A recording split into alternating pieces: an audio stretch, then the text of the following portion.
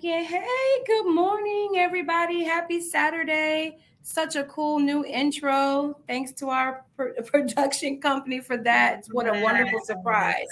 How's everybody? Sauntè, good morning. How are you, my love? Good morning, Elle. I am good. I am excited to be here for this show in particular because this is absolutely one of my greatest passions to talk about sexual harm and Sexual Assault Awareness Month. I've been working in this field for over a decade and many arenas as many different things as a sexual assault advocate and crisis intervention specialist, as a trainer, as a community educator, as a poet. Yes. And so I'm just really, really excited to have our guest here today. This person has changed my power, has empowered me in so many ways. They hate to be gushed over, but I do it anyway, Yes. only because they're that dope. So I'm so excited to have our guest today. I'm so excited to talk about Sexual Assault Awareness Month and the reasons why we need to have this conversation and we need to have more activism in this space. So Yeah. before we hop in, we're talking just about some important facts about Sexual Assault Awareness Month. Elle, how are you feeling about this topic before we hop in? I am super excited. Also, because this is a topic that is near and dear to me for, obvious reasons. I think I shared that with you and some of the other viewers that know that I am not a victim, a survivor. I have to catch myself, a survivor of sexual assault as a child and as a teenager. And just being able to have this free space and forum to be able to talk about it is so important to me. So I cannot wait for this for us to bring our wonderful guest in and for us to get started to open up and talk about something that's super important for us. Absolutely. You know, one of the things that I really want to bring awareness on is that there's a lot of survivors out there. There are a lot of folks that have been impacted by sexual harm in some Yep. way, whether directly or indirectly. And specifically in Black communities, Black and Indigenous communities, we are some of the hardest hit by sexual violence, and we are the least likely to report. Yep. So, what I like to tell is a statistic, which is very, very profound when you think about it, is that 1 in 5 Black women, Black people are affected by sexual harm in some way if they're not a survivor themselves. So that means that the next time you're having a family gathering, you're looking around the table, at least one of the 5 people there have been impacted in some way by sexual violence. And so Yeah. there is a lot of it happening all the time, and we are not talking about it. And that means that we're not getting the help and support that we need. That means that there's not enough brave spaces being created for us to talk about those things and work through that trauma. And that is why I love Nikki Patin, who is going to Yeah. be with us today, because Nikki has created that space for me and for other survivors to come into that space, that brave space, and have their voices uplifted. So when I say that Nikki is that deal and she's dope, Yeah. she is dope. And just let me tell you just how dope she is, because I'm going to tell you a little bit about Nikki right now. Tell them, Bring girl. them on. Are y'all ready? Well, Nikki has been featured in The Guardian, Chicago Tribune, The Chicago Reader, on WBEZ, WTTW, Fox Soul, and on international television and radio. Don't forget the I was radio going to say on radio too. Yeah. now. Nikki Patin has been writing, performing, educating, and advocating for over 2 decades. Okay, but she don't look at y'all. She look good. She look good. Black don't crack. Um, right throughout the U.S. and New Zealand. So we want to make sure we say that, and Australia. Okay. In 2014, she founded the group or the organization Surviving the Mic, which is one of my near and dear organizations. I love Surviving the Mic, and we're going to tell you more about Surviving the Mic in just a bit. And what happens with Surviving the Mag is it's a trauma informed, survivor led organization that holds brave and affirming spaces to support the writing and performances of artists impacted by sexual harm. Later that year, Patin addressed the U.S. nations, the U.S. United Nations, sorry, in Geneva. She has talked to the UN, y'all. Right. UN. And World renowned. world renowned. And she did this on behalf of Black women and girls that are impacted by sexual violence in the U.S. each and every day. Nikki is the executive creator. She's the creator, the executive producer. She is the executive director of Surviving the Mic. And without any further ado, any further wait, we present to you the amazing, the incredible, the incomparable Nikki Patin. Come, Woo! Nikki. Happy Saturday, y'all. Happy Saturday. How's it going? It's going great now that we got you on the show. This is awesome. I cannot wait for people to get to know you a little bit better. If they haven't heard about you already, they're going to know you after this show. Word to Big I Bird. find Here it for hard that. to believe they haven't heard about her. Nikki knows everybody. I'll be talking to folks and I'll be like, yeah, and my good friend Nikki, they be like, Nikki Patin? Like, yeah, you know her? Like, yeah, I know Nikki. I have not making a difference. Yeah, I'm telling you, she's really that dope, even if it's hard for her to hear it. Yeah, she's thanks. just that dope. Nikki, thank you for being here. Thank you for everything you do. Thank you for what you've done for me and others and continue to do. And I'm just really excited to have you here and just to tell everybody more about Surviving the Mic, which Surviving the Mic has been around for quite some time, but it has really catapulted into a whole new level of excellence in the past few months. And so we really want to talk about the exciting things coming up with Surviving the Mic. We want to talk about the exciting things that you do outside of Surviving the Mic. I mean, we just want to talk about all things Nikki Patin and talk about the activism that you have been doing for years and making brave spaces for survivors. So what even made you think of Surviving the Mic? I kind of know this story already. Right. I'm gonna be quiet because I need everybody else to know. Whew, it's such an intense story. So if you live in Chicago and you read the Chicago Reader regularly, you may have read a story a couple of years ago in the spring of 2021, actually right around this time, a couple of years ago, where they put out a story about a nonprofit called Young Chicago Authors, and about the years of sexual abuse and violence that was happening to their students. I would love to say unbeknownst to their leadership, but actually fairly well known to their leadership.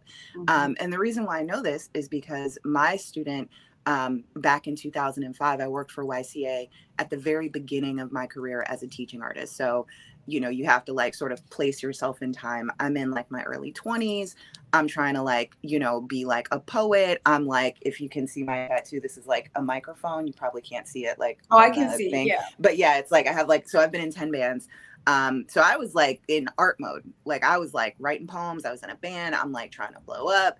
And a friend of mine suggested that I start teaching writing as a way of paying my bills. And I was like, okay, cool. And I worked with teenagers through Young Chicago Authors. Anyway, in 2005, a student of mine was assaulted by a fellow teaching artist, sexually assaulted. She was 16. He was in his late 20s. And he was a very well-known poet at the time. And so when she told me, I asked her, I said, you know, what do you want to do? What would you like to do? Because even though I had never worked in the field of sexual violence prevention, you know, a friend of mine was a volunteer with Rape Victim Advocates and was a survivor. My mom was a rape victim advocate back in the day and had been involved in that work. And so I sort of like had the instinct to not just like run with it. A lot of people, when they hear that this has happened, especially to a young person, the first thing they want to do is be like, let's go to the police, string them up by his toenails. Like, let's do it all, you know. And for young people, like, especially if you've read I Know Why the Caged Bird Sings by Maya Angelou, you know the danger in doing that actually the young person sort of misperceives like your sort of like desire to punish someone as like they have like now caused harm to someone. Right. And so it's something that you have to be actually really careful about. So with my student, I was like, well, what would you like to do? And she's like, I don't want to do anything. He's really famous. No one's going to believe me. This is really embarrassing. I just want to go away. And I was like, I get it. Like, I get it. But I still went to the leadership of the organization. And I was like, y'all, bruh, we can't have this. We can't do this. This is not okay. And so I said, you know, you should talk to rape victim advocates. You should have them come in and do trainings on consent and mandated reporting. And like, we should get a handle on this now. All of us are in our 20s teaching kids. Like, I was 22. My oldest student was 18.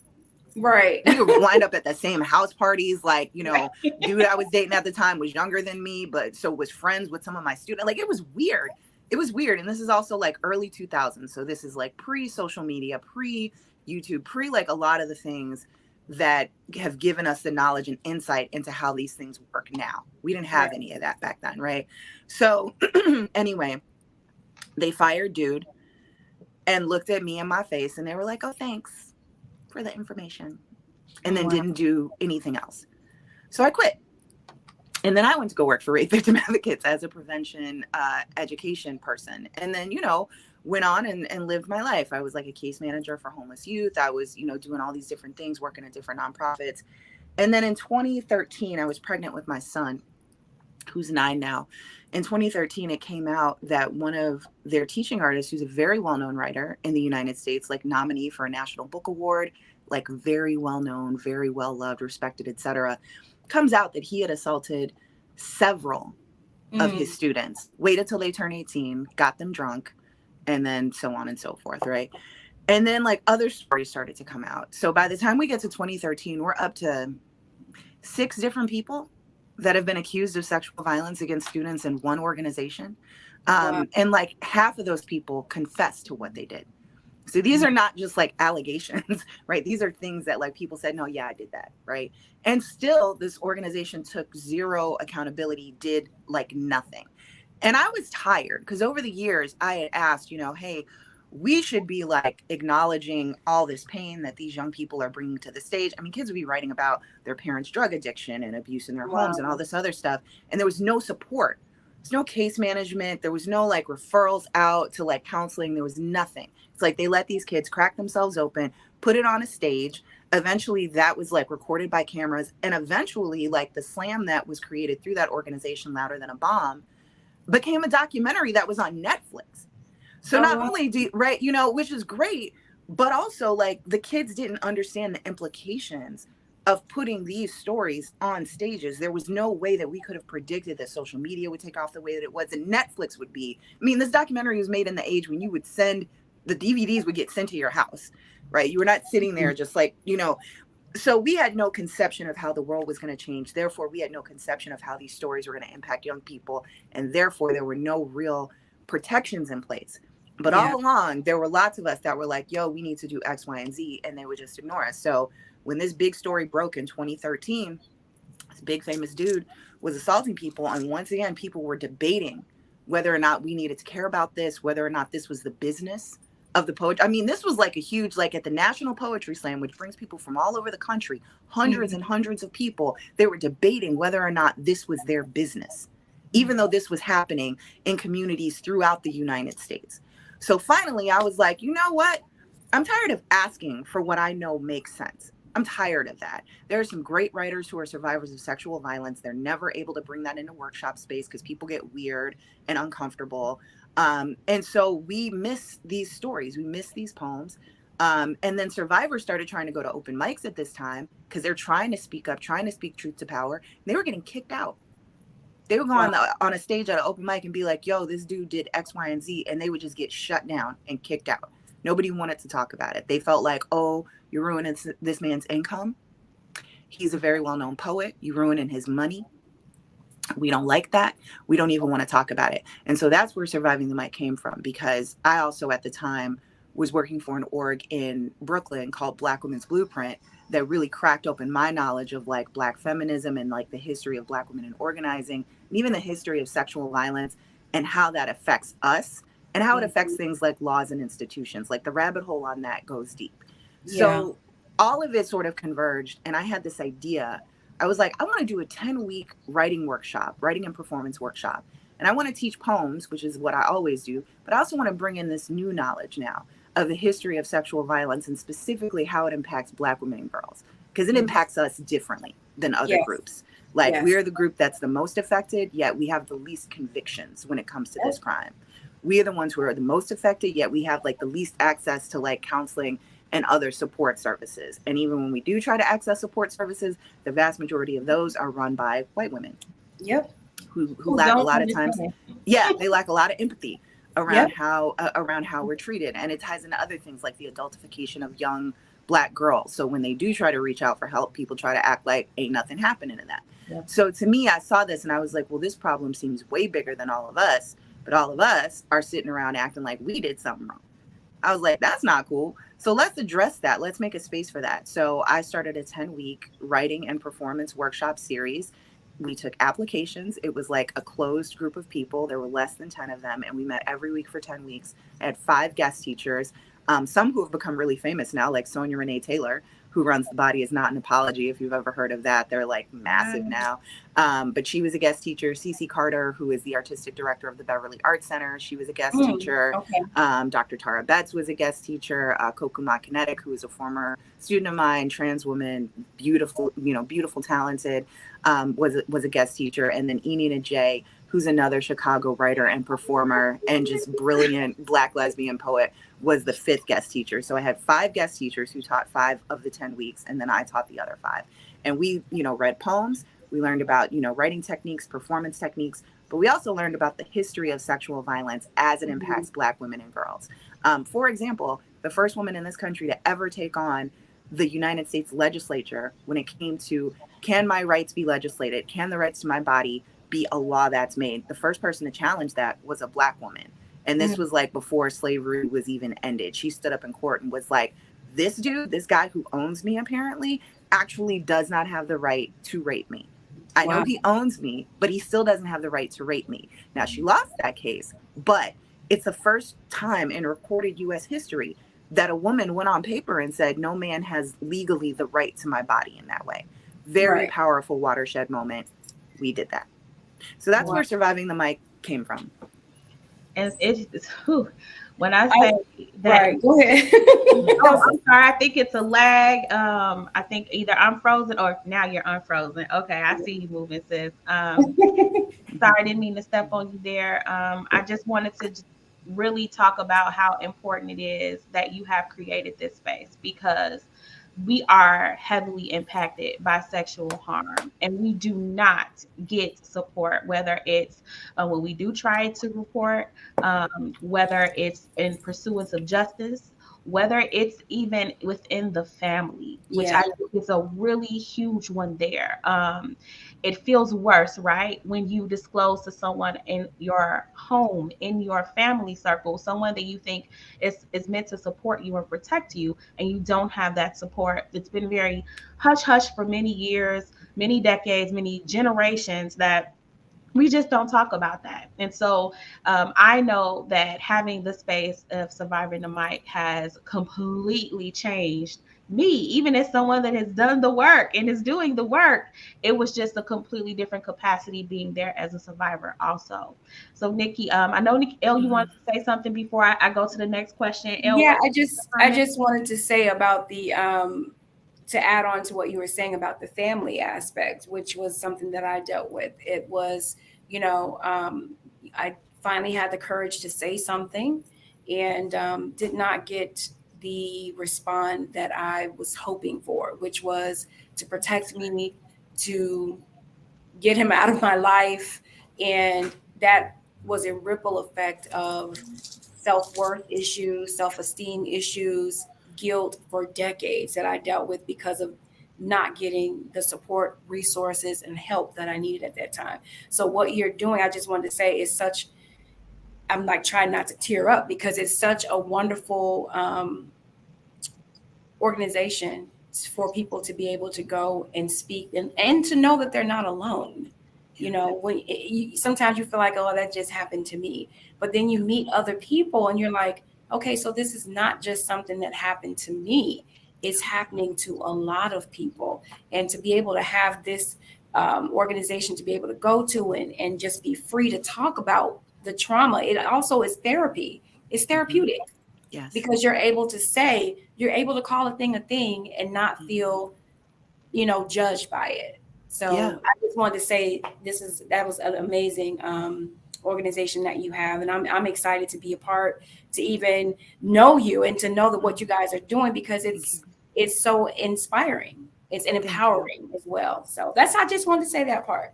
No, thank you. That's I was going to important. say too, like that's one of the reasons why even for writing prompts, we include things like history and statistics, to your point exactly. That it's, especially when it comes to sexual violence, let me just say, one of the reasons why we go down that rabbit hole of like, well, is it my fault or what did I do? Like, I've had the same sort of thought process as you, like, oh, well, I went there.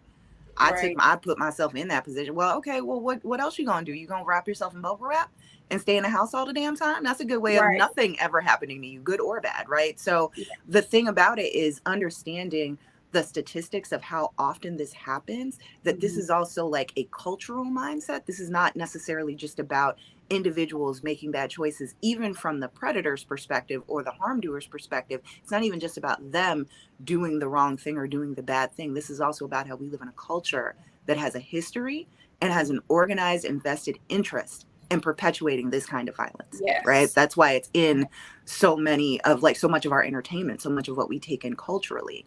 There's a vested interest in this. So it's important, especially for folks who have lived through this kind of violence, who've navigated the kind of impact of this thing, to understand the history and the numbers around it. Because once you see that and learn that, for me, I'm like, there's no way that you walk away from that going, oh, okay, that's just my fault though. Right. Like, and it's hard. It's hard to even get to that point because of the culture that you just talked about. We are indoctrinated from very little that we have control over what others do to us. How many of us grew up hearing things like, don't wear that, or you can't wear that, or you can't dance like that, or you can't go here, or you better not, have why too are much you out in the world by because yourself once the sun has gone down? How dare you?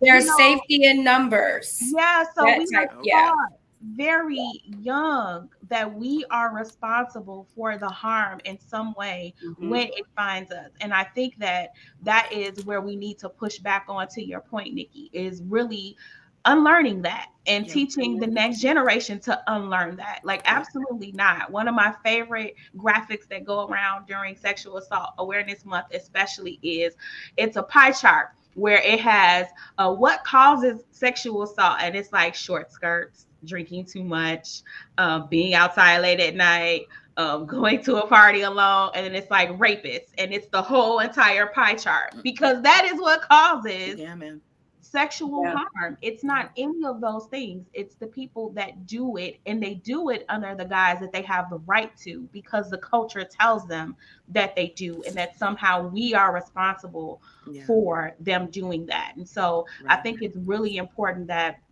we talk about that and we unlearn that. And to Nikki's point, that is something that is very deeply rooted in the workshops and the work that Surviving the Mic does, where we are really teaching the education portion of unlearning that and getting that spiritual healing also, because it's not just a mental and emotional, it's spiritual also. Like, harm comes from some of those spiritual entities also, like where they make us responsible in the same respect. So I wanted to talk a little bit more about what a workshop looks like, what a event like at Surviving the Mic looks like, so that we can really give people a picture. I really want folks to feel compelled to come. It is changing. It is life changing. So talk about that, Nikki. What is Surviving the Mic an event like?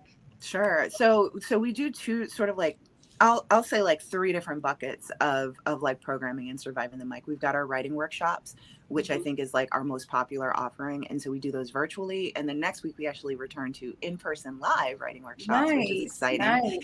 And so that's honestly like where it all starts. So when you walk into a writing workshop, typically, we go around, everybody introduces like their names. They're typically very like intimate, so less than 10 people, which is the way that we like it. We always like to say that it's not how many, it's who. So whether there's 2 or 200 in the room, we don't care. It does not matter to us. I don't measure my life in quantity. I measure it in quality. And the same goes for all of our programming. And so we start off with like introducing everyone's name. And then the next piece, and this is how every Surviving the Mic event starts, is that we run through what are called our currently they're called our community guidelines. We're shifting that language to calling them our alignments, right? So we talk about like what it is we need everyone to align with or agree with to be and in space with us and to hold brave space together. So let me start there. We don't believe in safe space. We also don't believe in trigger warnings. People would think that this would be two of the things that we'd be like hardcore about. And these are two things that we actually go the opposite direction. So the first thing is we don't believe in safe space. We believe in brave space. What can we do to make, to help you feel brave enough to open your mouth and talk about what you have experienced in whatever way you want to talk about that, right? So how do we make you feel brave enough to do that? And how are we brave together, right? So the goal is to walk out not having caused any further harm as a result of somebody sharing their writing or their experience. So that's one. So then the community guidelines are in service of that brave space. So we use our community guidelines or our alignments as a way of practicing a couple of different things. The first one is consent. So we talk about that. In space with us, you got to get consent for damn near everything. Like you want to touch somebody, you got to ask for consent. I don't care if that's your friend. I don't care if you know them 20, 30, 40, 5,000 years. I don't care. Ask for permission.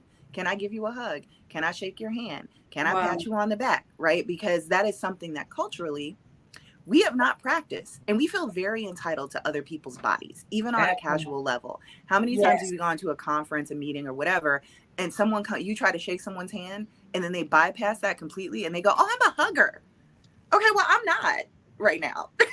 Like you might be a hugger. I'm not right now.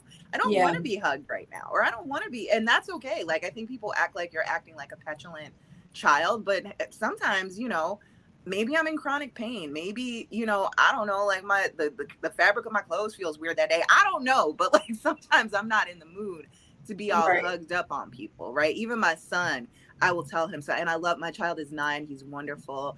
Tobias Langston, he has autism. He's also very cuddly. Like he uses mommy as a human body pillow all the time, and which is lovely 99% of the time. It's wonderful. But that 1% though, I will be like, son, I love you, but I'm touched out right now.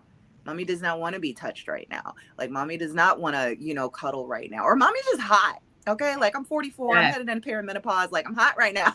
I'm hot. Get out of the child, right? That part right there. Right. So, to be able to say like, yo, I don't really want to be touched right now is important, just to be able to say that. For people to be able to receive that and respect that is another skill that needs to be practiced. So we have that happen in our space. Another thing, you can't take pictures or videos of people without their permission in our space. I know that when you're in public, everybody has the right to take a picture to you. I get it. I know that legally, cool. There's a lot of stuff legally that exists that like nothing happens with. So when it comes to like capturing the stories, the images of survivors, it's very important that they feel like they have control and power over that. So in our space, nobody gets documented without their permission. That's just important to us, right? Another thing, obviously, no racist, homophobic, transphobic, etc. like language in our space. And that's important just because like, we all are coming from a place of having been like harmed, and you don't know all the ways in which people have been harmed. So maligning a whole group of people in our space just doesn't serve anyone well. That's something that I have to watch, because I can go in on like, I don't know, the way the non-melanated are irritating me today, or the way that like, this group of people over here is making my, face hurt today. Like there's always like, a group of folks that you could like, all of us have that. So we just are very mindful of that in our space. And then last but not least, we talk about how you're not allowed to dig into people's stuff. So when it comes to sexual violence, people often want to get like they all of a sudden they turn into like CSI or Law and Order. We need to know everything. What's the evidence? Let me see the forensic testing. Like, first of all, your name is not Mariska Hargitay. Okay, that's number one. Second of all, you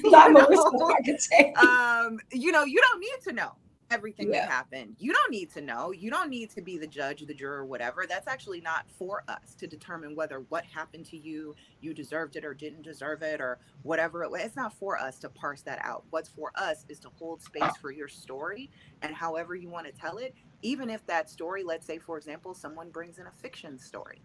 And so it's not necessarily their story, but it's a story. One thing that we acknowledge with us being a creative space is that people are going to step into our space creatively. So it's Mhm. not always going to be straight linear. This happened, and this happened. It might be a haiku. It might be a fiction story. It might be something totally different. But whatever it is that people have to offer to us, that offering is an act of generosity, and we're grateful.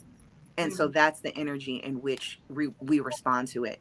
Doing it in that way, walking through it in that way, just sets people up for how we're going to engage with each other. So then after we get through that, then we get to the actual like writing workshop part, where we have like, you know, poems that we read. We have writing prompts. Usually there's several exercises within one session so that we can sort of like build you up and build up your stamina to writing. It's not something that you can just easily like jump into. So we might start off with like a 30-second writing prompt or a 2-minute writing prompt, and then by the time you get to the end of the session, you're writing for 10 minutes at a stretch or 15 minutes Wow. at a stretch, right?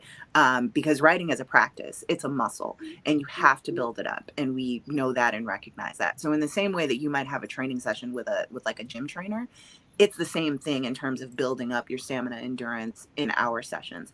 We always give people the right to step out if something becomes too much. This is why we don't believe in trigger warnings. We believe in self-care. So if something is too much for you, we don't expect you to just sit at the table and power through it. We want Mhm. you to like get up, take a deep breath, drink some water. We always have in all of our programming.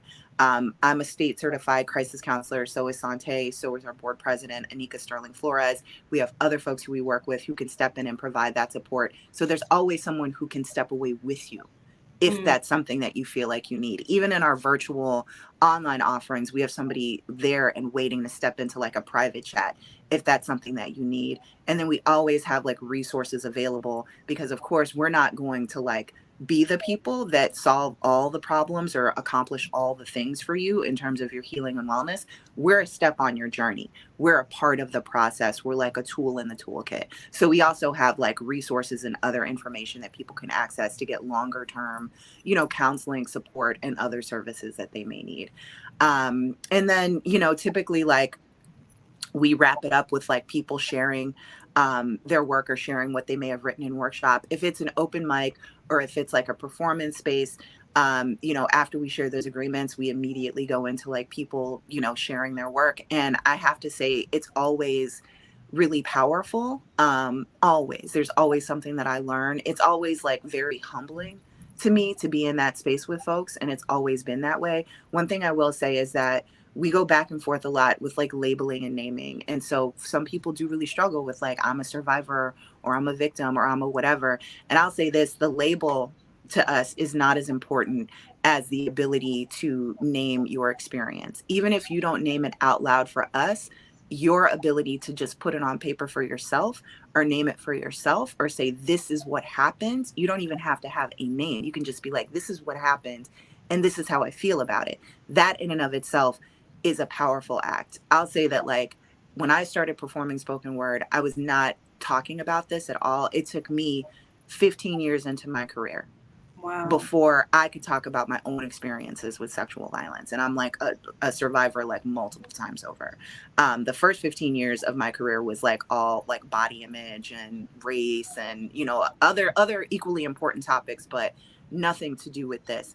And I'll say even that spoken word is the thing that like saved my life Mhm. completely. The ability to articulate, this is what happened to me and this is how I felt about it. And then to amplify that through a microphone was clutch for me. It Yeah. took my life in a totally different direction. So the power of this work is not just like in the writing and it's not just even in the performance itself. It's like a multiple step process. It's being able to write it down, it's being able to say it out loud, and then it's being able to say it out loud through a microphone in front of people. And it's Yeah. that last step that provides healing in a way that I've not seen anything else Yeah. work. Yeah, it's so true. I'll never forget just a quick story. Um, I was the feature artist for, at the Mhm. time, Nikki was the executive director at Case. Mhm. And I was their feature artist for their 2020 um, fundraiser. And Nikki gave me the assignment and was like, okay, we would really like a piece. Like you can have, I think it was like 3 pieces. Mhm. Um, But one of them, it would be really great if it was about your experience as a survivor. And I was like panicked because I had never wrote it down. Like, even coming at this point, I had been coming to Surviving the Mic faithfully. It was weekly. I was coming every single week talking about it, but I just never wrote it down. And I'm like, wait, and you want me to read it to on screen for a bunch of people? But Robert, my husband, was encouraging, like, it's time, like, you got to do it. I'm like, I still ain't even said the words yet. Right. It was never that pressure to do it, but just that, like, you can do it. Like, you can do it. I believe in you. You are valid. You are seen.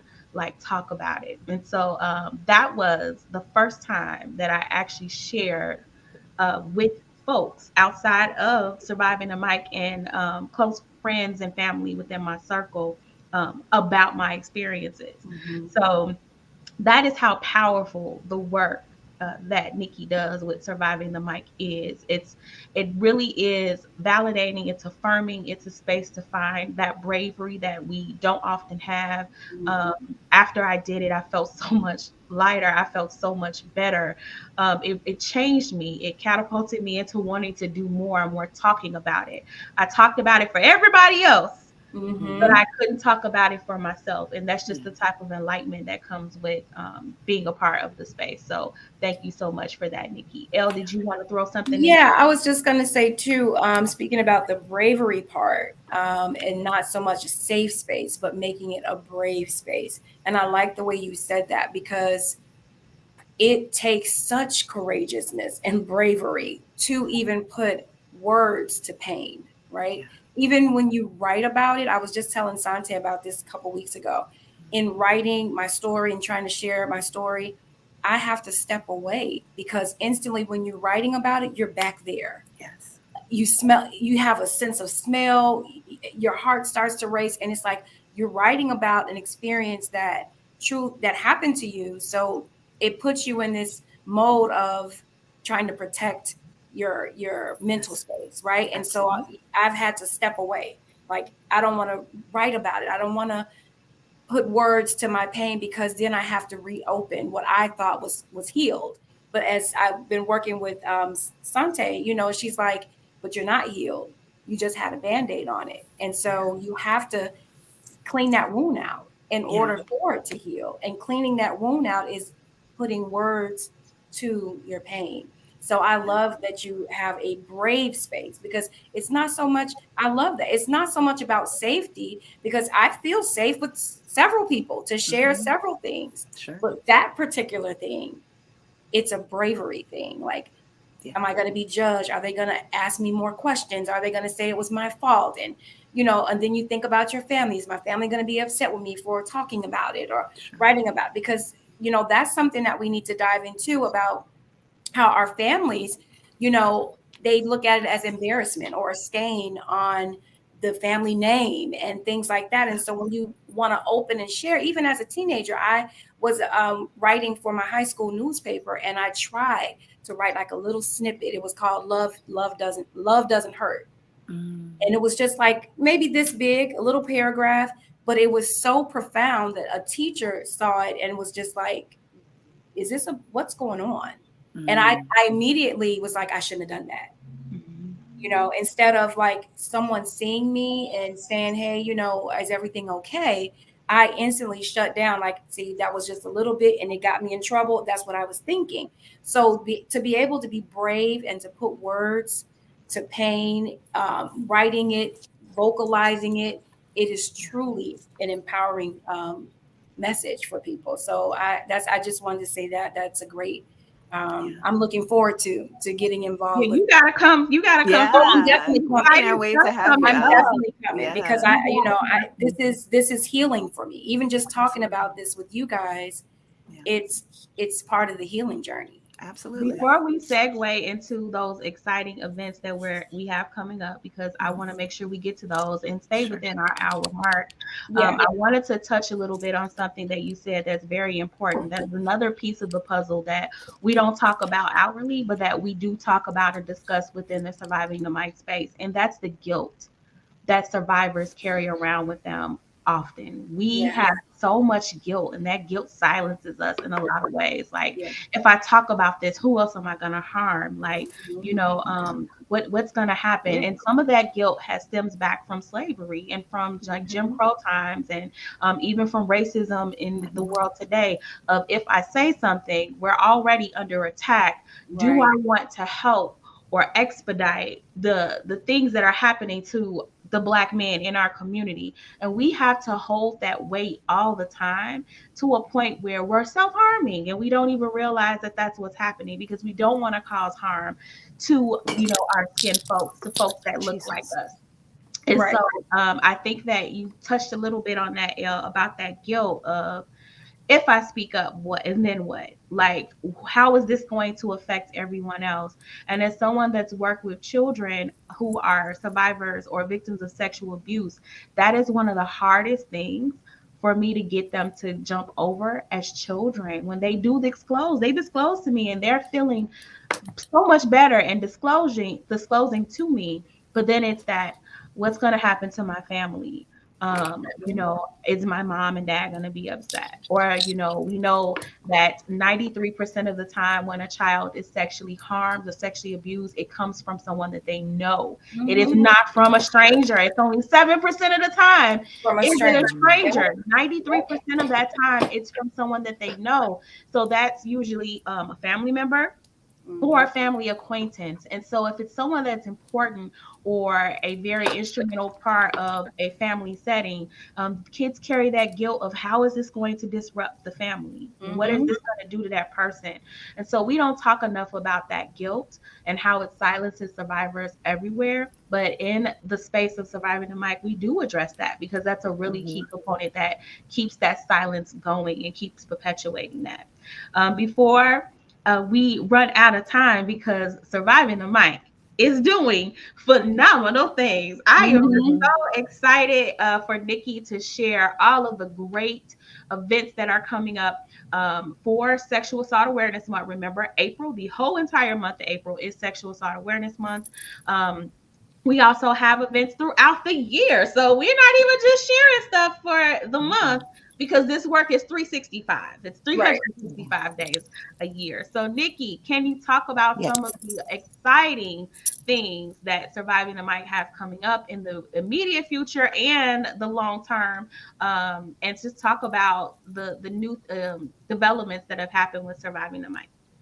Sure. So we've been doing our thing since January of 2014. So January of next year will be 10 years that we have been doing this work.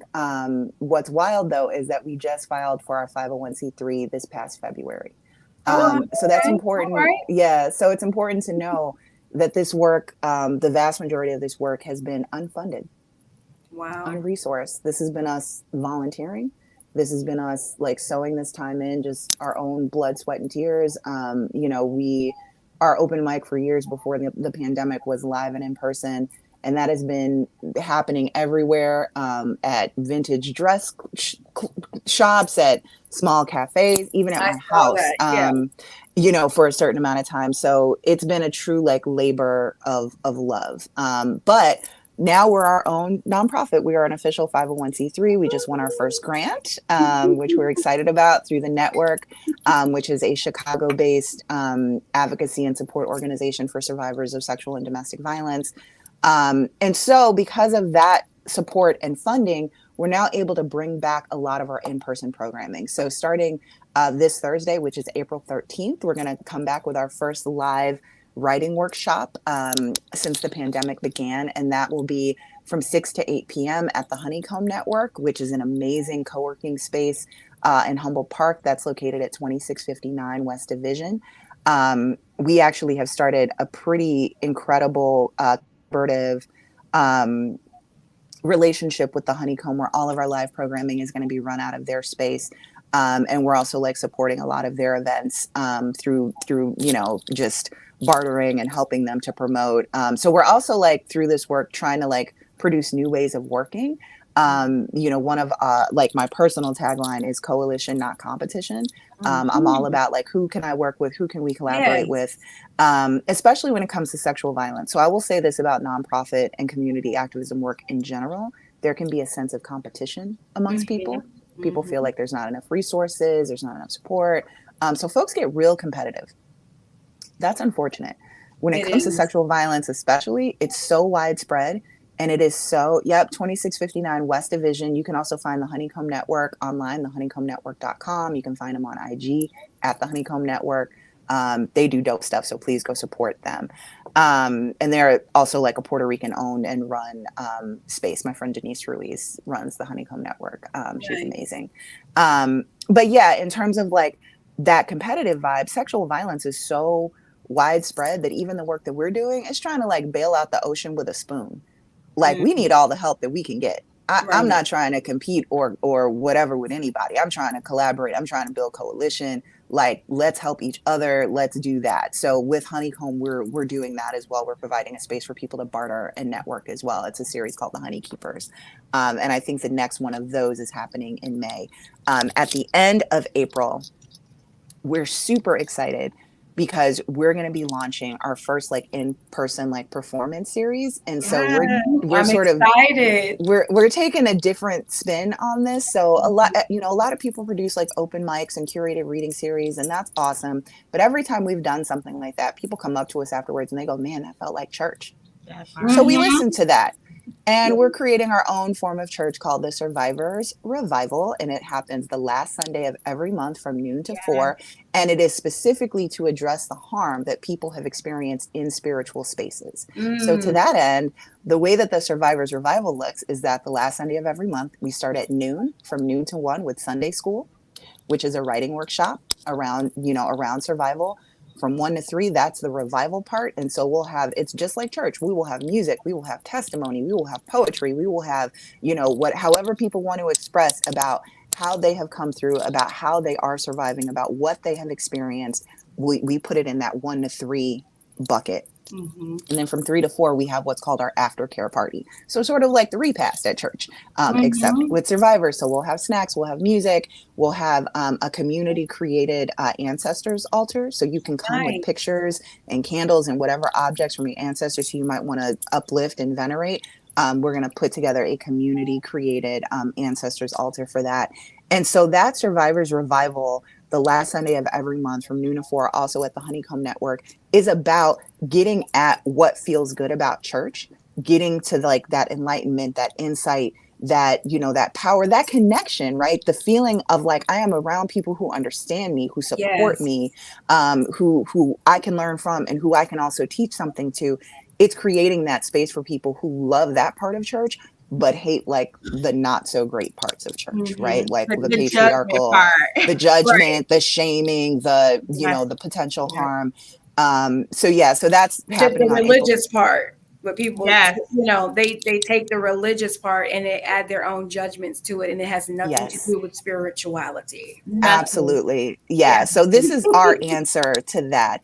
Then May 8th, we have this great event happening at Chicago Dramatist Theater called Black Feminist Poetics, From the Dirt to the Delta. This is actually one of our original programming concepts, where we take poems from folks like Nikki Giovanni, Sonia Sanchez, Audre Lorde, who we call our Black feminist foremothers. We take poems from them, and then we, take a poem. This theme will be around sexual violence, because we're supporting this play from the Mississippi Delta, which is about a Black woman during the Civil Rights Movement who experienced sexual violence within that activism. Thank you for the graphic. That was right on time. And so this work is in support of promoting that play. And so we're going to take poems about sexual violence, and we'll read those poems from our Black feminist foremothers, and then we'll write new poems in response to those poems. So what you're looking at is a poetic conversation between and amongst Black writers across the generations, because we feel like we don't get to do that a lot. We don't get to speak in art to each other. So that'll be May 8th at 7 p.m. at Chicago Dramatists. We'll have another writing workshop in May, another Survivors Revival the last Sunday in May. And then June 3rd, we're super excited. We're going to have our first ever annual fundraiser. at the Oh, Honeycomb nice. Network. So we're excited about that. We're working out the details on that. And any and everything you want to learn and know about us, you can learn about survivingthemic.org. You can follow Surviving the Mic on Instagram, on Facebook, on Twitter. I believe we're going to start a TikTok account. Who knows what that's going to look like, but it'll be hilarious. That's going to be hilariously educational. Absolutely. Absolutely. I will say, I want to say that too. So, because I think that like a lot of times the perception of this work is that we're like all gloom and doom, that we're all in the corner, like crying all over each other. And I am like, Sauntè can attest to this. I'm one of the biggest goofballs you will ever meet. Like I've done all this like serious, like, yeah, right. Right. Like I've done all this like serious, like, you know, whatever, like work, but I've also done things like I've been an official announcer for roller derby. Yep. Oh, wow. And I've like, you know, when I was in Australia, I fed kangaroos on the same day that I ate kangaroos. Like, you know, like we have a sense of humor over here. Like, you know, it's the circle of life, Elle.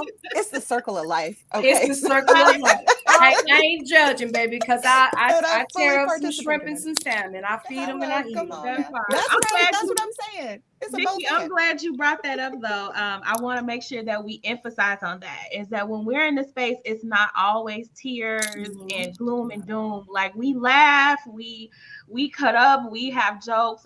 The writing workshops can lead to funny poetry. Like we've had some really funny, hilarious writing workshops, writing prompts. So it's not always just, you know, tears of sadness. Sometimes we share what's happening good in our lives. It's a very different space. So we want to make sure that if anyone has pause, I know some folks get deterred with the idea of energy spaces, right? In those spaces, but it's so much more than that. Like it's really warming.